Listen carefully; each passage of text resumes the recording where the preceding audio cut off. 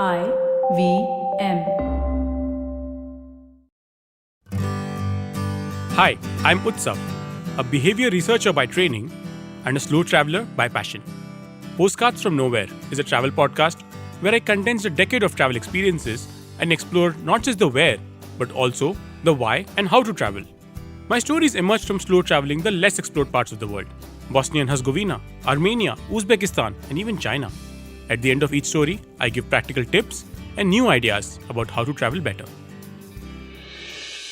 This week, we travel to China and uncover a culinary oddity. Why does East Asian food lack desserts? If you have ever traveled to the US, you would have noticed a certain baked goods store called Cinnamon. Their signature dish is the cinnamon roll, and the company has stores in over 40 countries, including India, with stores in Delhi, Mumbai, and Bangalore. It has stores in Hong Kong too, but there is a marked difference in what it sells in Hong Kong versus the rest of the world. They cut the sugar content by about 30% for Hong Kong and most East Asian and Southeast Asian markets. Now, the localization of taste by multinational food chains is a familiar story. We have all seen our share of tandoori paneer or achari do pyaza pizzas, and the aloo tikki burger by McDonald's, which turned around the fortunes of the company in India. But a 30% reduction in sugar is not about introducing local flavors. It goes deeper than that. There is a distinct lack of desserts in East Asian cuisine. Open your Zomato or Swiggy app and look for Pan-Asian restaurants. Scroll down to their menus in the dessert section. You would either find international desserts or artisanal ice creams or a severely limited menu of desserts. This is the story of why East Asian food lacks desserts. Despite being a diverse and complex set of cuisines, many of them simply do not have the concept of desserts. One of the best compliments a Chinese person can give you while having dessert is, "It's not too sweet." But let's first understand the structure of Chinese cuisine. Linguist Jan Duravsky calls it the grammar of cuisine.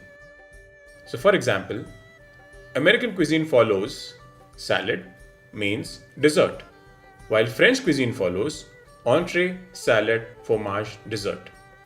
Indian food, on the other hand, does not strictly follow any such grammar. For even our regular meals can vary from a simple sambar sadam to a Bengali full course lunch meal, which goes from bitter to sweet. Dessert does not exist in the grammar of Chinese cuisine.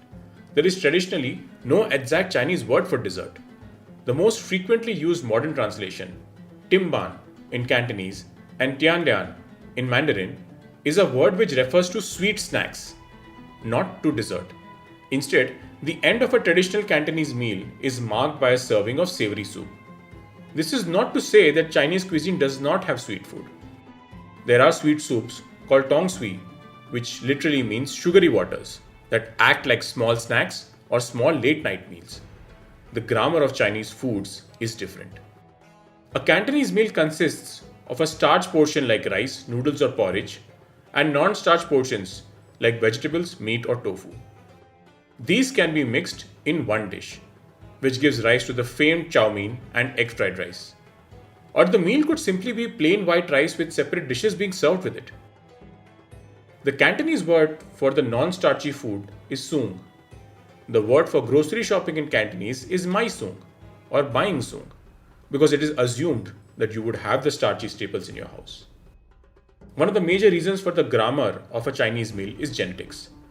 About 65% of the human population has a reduced ability to digest lactose after infancy. Lactase non-persistence is most common in East Asian people, with 70 to 100% of people in these communities affected. Babies are born with the ability to make lactase, the enzyme needed to digest lactose in milk. However, about 60% of people stop producing lactase as they mature. This includes primarily those of Asian and African descent.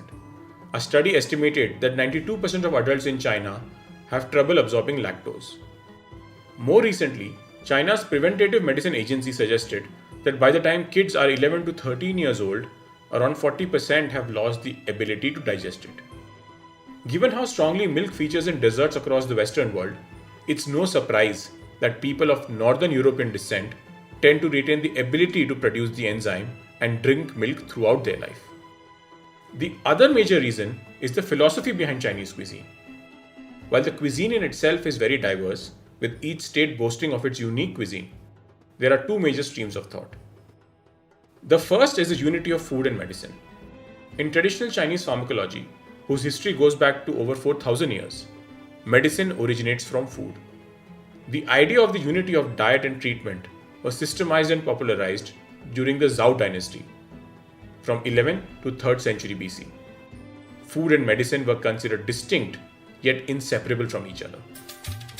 The second is about nursing one's health with food.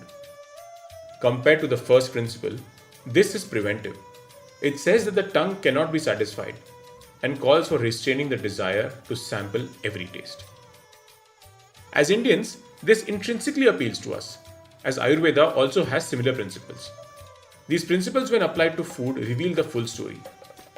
Eating sugary foods with meals is not in sync with the idea of food as medicine.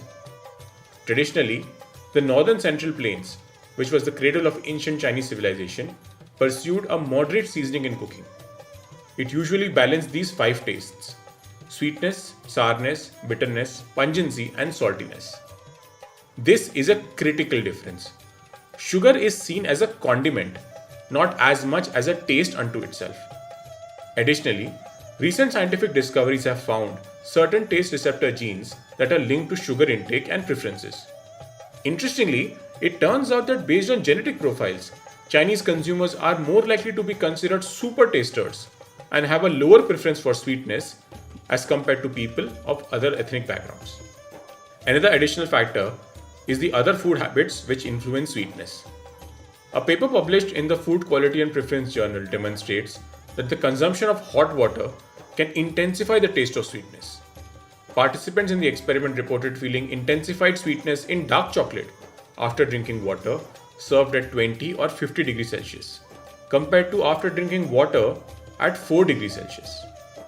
In my 6 months of living in China, I observed that drinking hot water was a way of life. You would often find old people carrying a bottle of hot water with green tea leaves resting at the bottom. This is of course not to say that Chinese people do not eat sweet dishes. They often have fresh fruit at the end of the meal instead of dessert, and festivals are celebrated with sweet dishes, ranging from moon cakes to flower cakes. However, the Chinese do not understand dessert the way the Western world does. I'll admit that I've had my fair share of frustrations about the lack of dessert while I lived in China. This was further exacerbated when I traveled across Southeast Asia and encountered a lack of desserts there as well. But I now realize that the problem was with me. I transplanted a Western idea of a meal onto a culinary culture which was significantly different. As we travel, sometimes the best thing to learn is to unlearn our implicit biases and relearn that there are no singular truths about food. If you like this podcast, don't forget to check out other interesting podcasts on the IVM network. You can listen to us on the IVM Podcast app or ivmpodcast.com. You can also follow us on our social media. We are at IVM Podcasts on Twitter and Instagram. If you want to reach out to me, I am Utsav Memory on Twitter and YVTravel42 on Instagram.